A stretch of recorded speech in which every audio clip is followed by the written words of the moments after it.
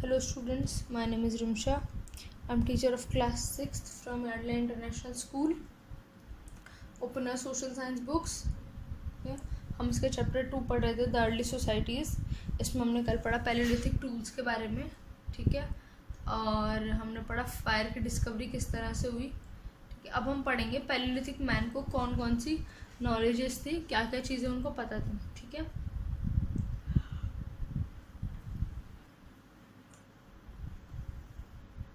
first point is to protect themselves from extreme weather. They covered their bodies with coarse animal skin and large leaves. ठीक है, जो पहले के जो Palaeolithic man थे वो जब बहुत ज़्यादा ठंड होती थी, ठीक है, तो वो अपने आप को कवर करके रखते थे. ठीक है, वो अपनी बॉडीज़ को एनिमल्स की स्किन से और बड़ी बड़ी लीव से कवर करते थे. मतलब जब ठंड लगती थी तो वो उनके पास कोई कपड़े तो हुआ नहीं करते. जैसे हमारे पास जैकेट्स होती हैं, हमारे पास कपड़े होते हैं अलग अलग तरह के, हमारे पास ब्लैंकेट्स होते हैं. ठीक है, बट उनके पास तो ऐसा कुछ नहीं होता. तो अपनी बॉडी को किसी भी एनिमल की स्किन से कवर कर लिया करते थे या बड़ी बड़ी लीव से कवर कर लिया करते थे. ठीक है, they started nomadic life and started collecting nuts, fruits, roots of plant etcetera. फिर उन्होंने अपनी नोमैडिक लाइफ स्टार्ट कर दी. नोमैडिक मतलब होता है इधर से उधर जाना, यानी कि जब ठंड का मौसम हो तो दूसरी जगह पे चले जाओ जहाँ गर्मी है, और जब वहाँ ठंड हो तो वापस आ जाओ. तो ये होती है नोमैडिक लाइफ, यानी कि इधर से उधर घूमने को नोमैडिक लाइफ बोलते हैं. तो उन्होंने नोमैडिक लाइफ स्टार्ट कर ली. और क्या स्टार्ट कर लिया? Nuts, fruits, roots of plants, ये सब इकट्ठा करके लेकर जाते थे, अपने साथ ही रखते थे कि कहीं पर अगर खाना ना मिले तो फिर वो उसको खा ले आराम से. तो वो सब चीज़ें आराम से कलेक्ट करके रखते थे. ठीक है, they moved in groups to scare away wild animals. वो हमेशा ग्रुप में ही जाते थे, कहीं पे भी अकेले नहीं जाते थे, हमेशा ग्रुप में जाते थे ताकि कोई भी वाइल्ड एनिमल उन्हें डरा ना सके, उन्हें मार ना सके, उनके रास्ते में ना आए. इसलिए वो हमेशा ग्रुप्स में ही ट्रैवल किया करते थे. ओके, दो दे moved in large groups they were still afraid of lightning and thunder. बेशक वो लार्ज ग्रुप से हमेशा चलते थे, लेकिन वो लाइटनिंग और थंडर से बहुत डर लगता था. लाइटनिंग यानी कि जो बिजली चमकती है और जो बादल गरजते हैं, उन्हें उस चीज़ से बहुत ज़्यादा डर लगता था. पूरे ग्रुप में चलने के बाद भी वो उस चीज़ से बहुत ज़्यादा डरते थे. The primary weapon was stone axe, often used in hunting. Flake tools were used for cutting of animal skin, to be used as clothes and for cutting plants. ठीक है, जो पहला वेपन था यूज़ करते थे वो एक्स हंटिंग के लिए, फ्लेक टूल्स यूज़ करते थे हमारी एनिमल्स की स्किन को काटने के लिए. ठीक है, अब वो किसके लिए यूज़ करने के लिए? प्लांट्स को कट करने के लिए, और एनिमल स्किन को क्या कहते हैं, एनिमल स्किन को वो क्या कहते हैं उसके लिए यूज़ करने लगे as a cloth. Flake tools को वो कट करते थे, एनिमल स्किन को कट करते थे और उनके कपड़े बना लिया करते थे, और प्लांट्स भी कट करके उनके थोड़े बहुत कपड़े बना लिया करते थे वो. ठीक है, जैसे लीफ से अपने कपड़े बना लिया करते थे. They also practice painted rocks and caves in Bhimbetka, Madhya Pradesh. Show hunter gatherers chasing animal and birds. उन्होंने पेंटिंग भी प्रैक्टिस करी थी, उन्हें पेंटिंग भी करनी आती थी. जो उस टाइम के लोगों ने पेंट करा था वो आज भी है. मध्य प्रदेश में एक केव है जिसका नाम है भीमबेटका. ठीक है, वहाँ पे उन्होंने पेंटिंग बना रखी है जिसमें कि जो हंटर गैदरर्स हैं, यानी कि जो सामान इकट्ठा करते हैं मार मार के, वो तो आगे आगे भाग रहे हैं, और जो चेजिंग जो एनिमल्स हैं और जो बर्ड्स हैं उसको चेज कर रहे हैं. तो ऐसी पिक्चर, ऐसी पेंटिंग उन लोगों ने अपनी केव में अभी तक भी संभाल के रखी हुई है कि वहाँ पे केव और उसमें ही वो पेंटिंग्स बनी हुई हैं.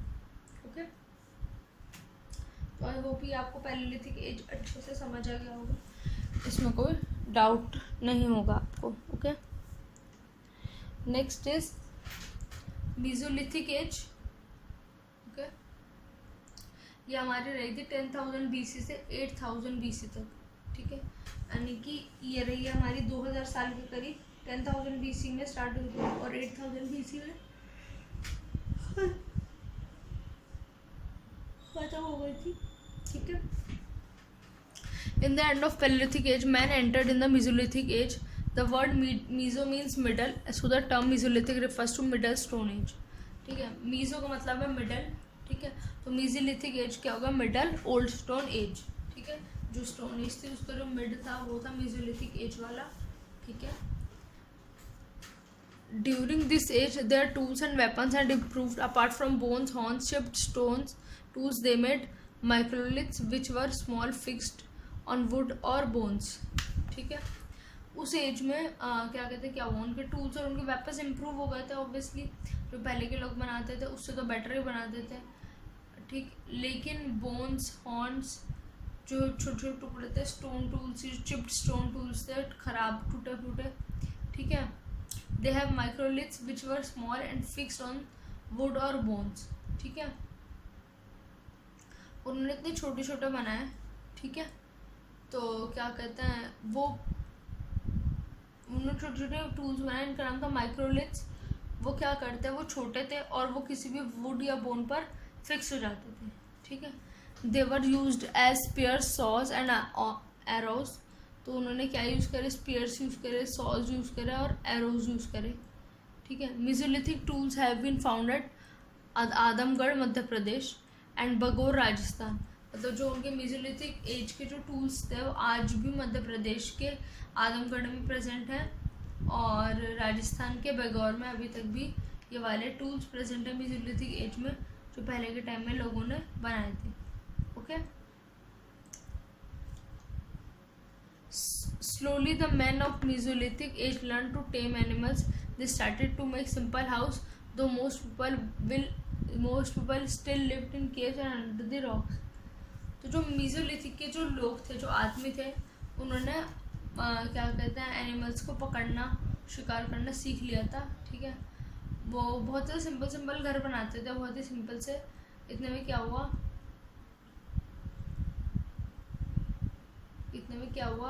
कि क्या कहते हैं, बहुत सिंपल घर बनाते थे और लोग जो थे केव्स में रहते थे।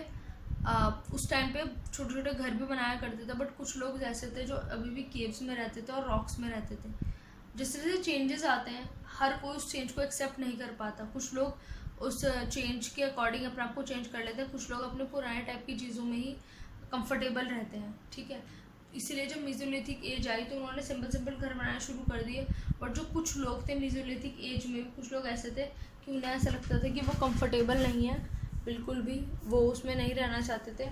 तो वो अब भी घरों में ना रह के अपने पुराने तरीके से केव्स में रहते थे और रॉक्स के नीचे रहा करते थे वो, ठीक है।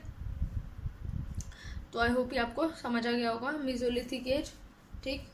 पैलियोलिथिक एज भी समझ आ गया होगा, मेसोलिथिक एज भी समझ आ गया होगा। नेक्स्ट है आपका न्यूलिथिक एज। न्यूलिथिक एज जो थी आपकी 8000 BC टू 4000 BC थी, यानी कि ये 4000 ईयर्स की थी, ठीक। The word new means new, so the term neolithic refers to new stone age. New का मतलब है न्यू, मतलब नया, और न्यूलिथिक का मतलब है न्यू स्टोन एज, ठीक है। Neolithic man use harder stone for tools. अब न्यूलिथिक के जो मैन थे वो हार्डर स्टोन्स, बड़े थोड़े हार्ड स्टोन्स को यूज़ करते थे as a tools. This period achieved a lot in terms of progress and development as it took to a settled life. इस पीरियड में सबसे ज़्यादा उनकी प्रोग्रेशन हुई है, सबसे ज़्यादा प्रोग्रेस, तरक्की करी है उन्होंने और डेवलपमेंट करी है। मतलब इस पीरियड में आते आते, इस एज में आते आते उनकी लाइफ थोड़ी सेटल होने लगी थी।